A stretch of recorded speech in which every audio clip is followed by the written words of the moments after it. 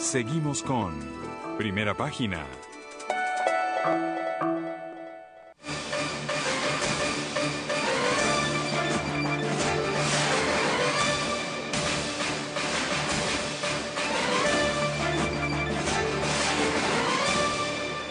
A las 6:50 continuamos con más de Primera Página y de inmediato vamos a iniciar una entrevista vía Skype desde Nueva York con Robert Valencia. Él es analista político internacional. Con él vamos a revisar este tema, estas manifestaciones que han surgido o que se han desarrollado en los últimos días en Estados Unidos por estas diferencias raciales. Gracias, Robert, por este contacto. Feliz día para usted. A ustedes un feliz día, gracias. Bueno, Robert, yo quiero traer primero que todo una cita de Martin Luther King, que en un discurso que ofreció en 1963, cuando decía "yo tengo un sueño", era una de sus frases en este discurso cuando hablaba de su deseo de tener o de un futuro en el cual la gente de piel negra y piel blanca pudiesen coexistir armoniosamente y como iguales. El día de ayer el presidente de los Estados Unidos, Barack Obama, visitó Dallas, participó en los actos fúnebres de estos 5 agentes que murieron por un francotirador experteneciente o quien perteneció a las filas militares en Afganistán. Y el presidente pues decía si estas divisiones iban a poder ser saldadas en alguna oportunidad.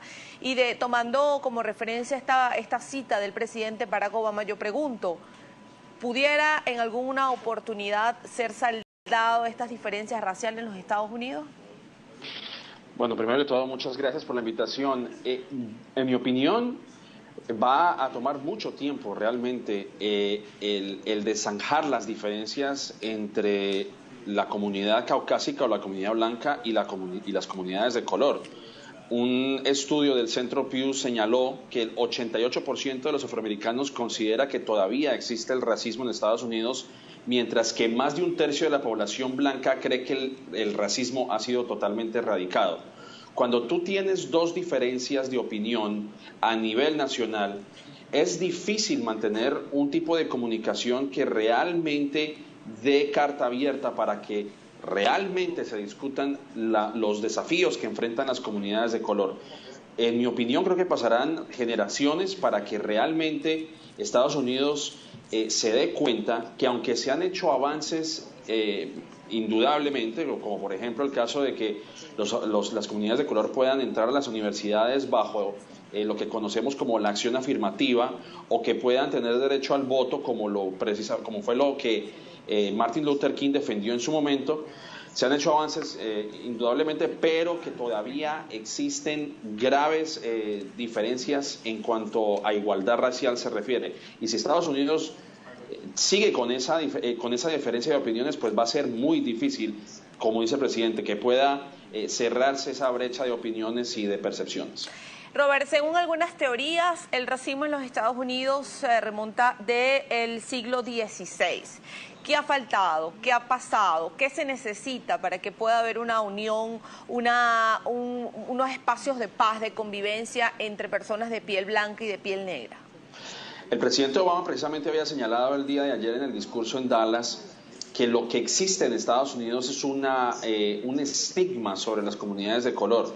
Los policías en su accionar creen que las personas de color, especialmente las personas de raza negra, son personas que son una amenaza para su vida. Y mire usted lo que ocurrió con Philando Castile, un hombre que ha recibido perfil racial, que es lo que se conoce aquí en Estados Unidos, es decir, que ha sido detenido más de 50 veces en un lapso de 14 años simplemente por su apariencia. Y cuando él iba a sacar su licencia para mostrársela al policía que lo detuvo, el policía simplemente descargó su arma contra él y, como sabemos, pues él falleció. Cuando se tiene ese tipo de percepciones donde la persona de color o el inmigrante es una amenaza para el americano promedio, ahí es cuando encontramos que esa es la ecuación que hace falta, ¿no? Es la parte que creo que falta mejorar para que realmente podamos cerrar ese tipo de brecha racial, de igualdad que existe en Estados Unidos. Si se sigue teniendo ese tipo de percepciones, pues va a ser complicado erradicar digamos, la violencia y el racismo que existe realmente en Estados Unidos. A ver, Robert, vamos a recordar, amigos, estamos conversando con Robert Valencia, él es analista político internacional, revisando un poco este tema de racismo en los Estados Unidos. Estas situaciones, estos pues ataques por parte de la policía blanca a estos dos afroamericanos ha generado sin duda alguna pues distintas protestas, generó también este ataque a los 5 policías en Dallas. ¿Pudieran presentarse situaciones similares en los próximos días, protestas? Bueno, yo creo que, bueno, sí, por supuesto, y más de cara a lo que nosotros conocemos como las convenciones demócratas y republicanas. Y no por desviarme del tema, pero de cierta forma tiene una relación. Vemos, por ejemplo, a Bernie Sanders respaldando a Hillary Clinton. Y en mi opinión creo que lo hizo por 2 razones. Bueno, primero que todo, para evitar una presidencia bajo el mandato de Donald Trump. Pero segundo, porque él encuentra en su respaldo unir al país.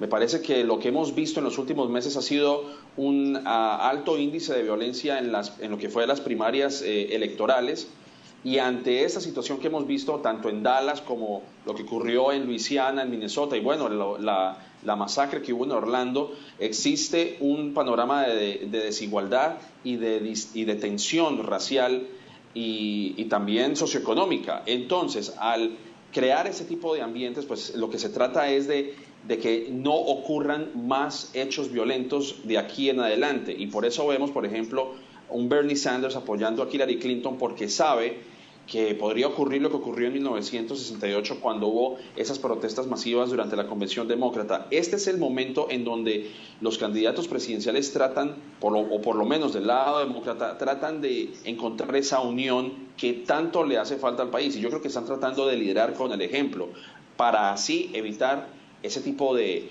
reyertas violentas que han sucedido en los últimos meses. Y bueno, otro tema también que merece un párrafo aparte es el tema del control de armas. Y mientras no se haga algo al respecto, pues va a continuar la violencia, lamentablemente. Y bueno, también por parte de la policía, un poco de capacitación, de entender que estas comunidades no son violentas realmente. Sí, sin duda, porque el propio presidente Barack Obama decía que ninguna institución estaba pues alejada de situaciones como estas. Robert, lamentablemente se nos fue el tiempo, tenemos que despedir esta entrevista, pero por supuesto agradecemos muchísimo su participación y dejamos abierta la invitación más adelante para tratar de discutir o de analizar este tema del control de las armas en los Estados Unidos. Gracias, Robert. Gracias a ustedes. Era Robert Valencia, analista político internacional, revisando un poco este tema o este panorama en los Estados Unidos a propósito de las recientes protestas por racismo. Hacemos pausa, amigos.